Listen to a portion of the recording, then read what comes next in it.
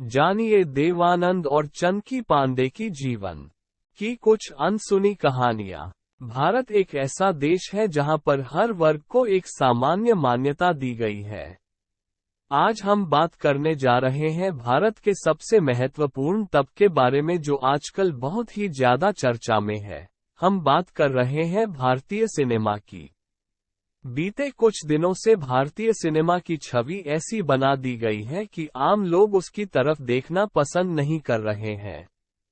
करीब 3 महीने पहले सुशांत सिंह राजपूत की मौत के बाद भारतीय सिनेमा और उनके कलाकारों पर बार बार उंगलियां उठने लगी।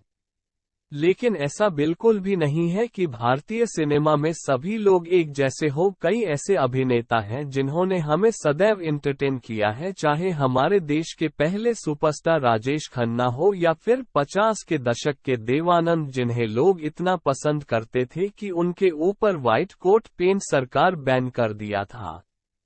देवानंद की ऐसी लोकप्रियता थी कि जिस सड़क से उनकी गाड़ी निकल जाती थी, महिलाएं उनकी गाड़ियों के पीछे पड़ जाती थी। इस वजह से कई बार कई बड़े हादसे भी हुए, जिसके बाद मुंबई कोर्ट ने देवानंद पर ब्लैक कोट पेंट पहनने पर बैन लगा दिया। ऐसे ही भारतीय सिनेमा के एक मशहूर कलाकार है जो कि चर्चा में तो रहे हैं, लेकिन उन्होंने ज्यादा फिल्में नहीं की। जब भी वह बड़े पर्दे पर नजर आए हैं, उनके फैंस, उनके प्रशंसक उनसे काफी ज्यादा प्रभावित हुए हैं। ऐसे ही 2 महारथी के बारे में आज हम आपको बताने जा रहे हैं। चंकी पांडे। बात करते हैं चंकी पांडे की। चंकी पांडे प्रख्यात अभिनेताओं में से एक हैं। हालांकि उनका फिल्मी करियर ज्यादा लंबे समय तक नहीं चला। उन्होंने अनिल कपूर और माधुरी दीक्षित के साथ पहली बार बड़े पर्दे पर कदम रखा था। फिल्म का नाम था तेजाब। इस फिल्म में चंकी पांडे ने जिस सहायक रूप में काम किया था, साथ ही उनको तेजाब फिल्म के लिए बेस्ट सपोर्टिंग एक्टर का खिताब भी मिला था। उसके बाद चंकी पांडे कई फिल्मों में नजर आए, जैसे कि आंखें और हाउसफुल की सीरीज में भी पर कई बार नजर आए हैं, जो कि लोगों को काफी ज्यादा पसंद आता है। हाल ही में चंकी पांडे की बेटी अनन्या पांडे ने भी बॉलीवुड में कदम रख दिया है। बॉलीवुड फिल्म के अलावा चंकी पांडे ने बांग्लादेशी फिल्म ओ बेबी में काफी नाम कमाया है। उन्हें बांग्लादेश की फिल्मों में सबसे ज्यादा काम मिला और उन्हें उन्हीं फिल्मों से सबसे ज्यादा मुकाम भी हासिल हुआ। बहुत कम लोगों को पता है कि चंकी पांडे का असली नाम सुयश पांडे है। फिल्मों में आने से पहले उनको इसी नाम से लोग पुकारते थे। चंकी पांडे का जन्म 26 सितंबर 1962 में मुंबई हुआ था। चंकी पांडे की पहली डेब्यू फिल्म आग ही आग थी। सोलो सिंह के अलावा चंकी पांडे कई मल्टी स्टारर फिल्म में भी नजर आए। जैसा कि हम आपको बता चुके हैं कि चंकी पांडे ने कई बार बांग्लादेशी फिल्मों में काम किया है। 1995 में चंकी पांडे को पहली बार बांग्लादेश की फिल्म में लीड रोल मिला था। थाने भाषा ना आने के बावजूद उन्होंने बांग्लादेश में बहुत ही अच्छा स्टारडम हासिल किया। देवानंद।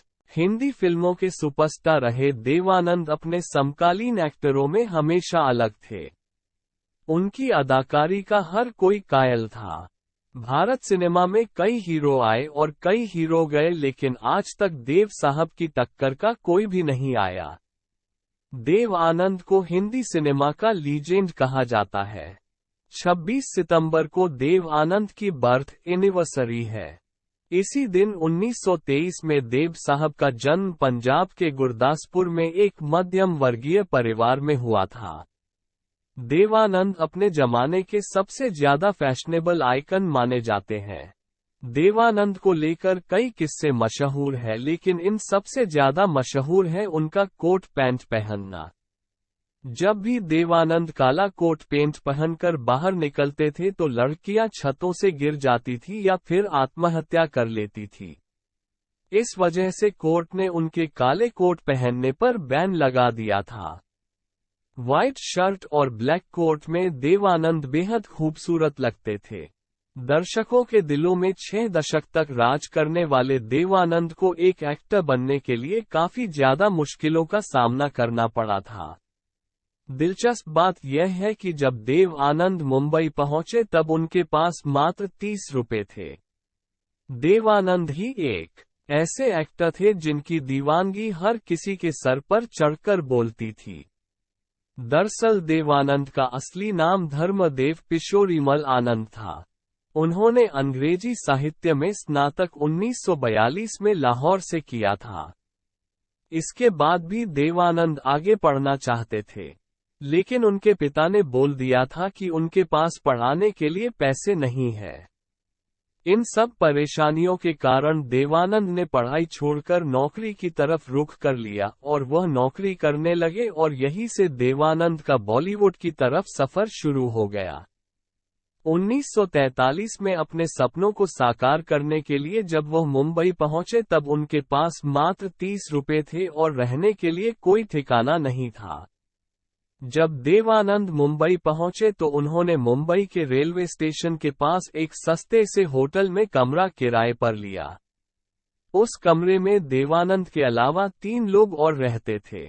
वे सभी लोग भी देवानंद की तरह फिल्म इंडस्ट्री में कदम जमाने के लिए संघर्ष कर रहे थे। काफी दिन यूं ही गुजरते जा रहे थे और एक समय ऐसा आया कि देवानंद के सारे पैसे खत्म हो गए तो उन्होंने सोचा कि अगर मुंबई में उन्हें रहना है तो नौकरी तो करनी ही पड़ेगी। ये बात उन्होंने अपनी ऑटोबायोग्राफी रोमांसिंग विद लाइफ में बताई है।